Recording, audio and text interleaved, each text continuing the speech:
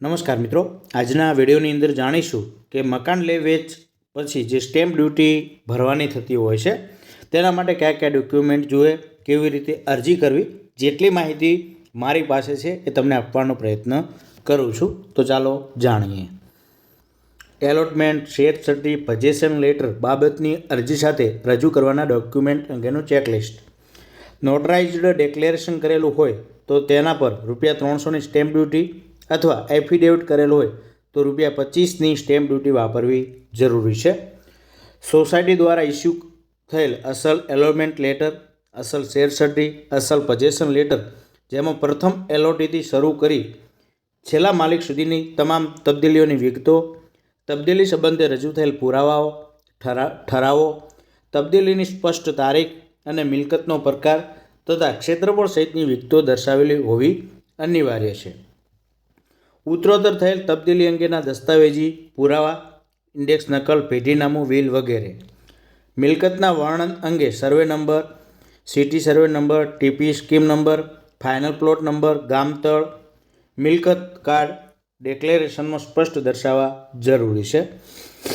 અસલ share certi, allotment letter જો bank કે અન્ય અધિકૃતિ સમક્ષ જમા થતા હોય તો તે અંગેનું સંબંધિત બેંક ઓથોરિટીનું પ્રમાણપત્ર. એલોટમેન્ટ લેટર, પજેશન લેટર ઉપલબ્ધ ન હોય તો સોસાયટીનું એલોટમેન્ટની વિગતો દર્શાવતું પ્રમાણપત્ર.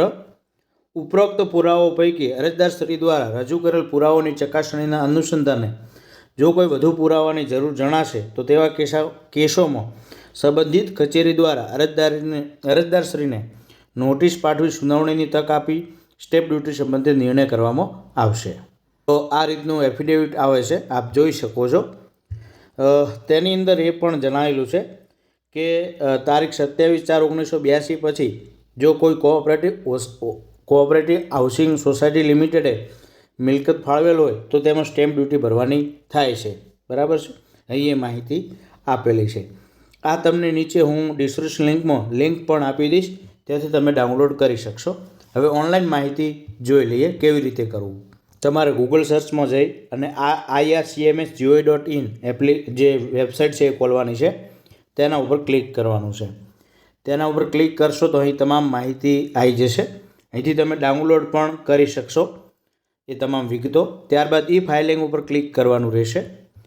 ઈ ફાઇલિંગ ઉપર ક્લિક કરશો એટલે આ પ્રકારની આવશે. અહીંથી ન્યૂ યુઝરમાં જઈ અને તમે આગળની પ્રોસેસ કરી શકો છો.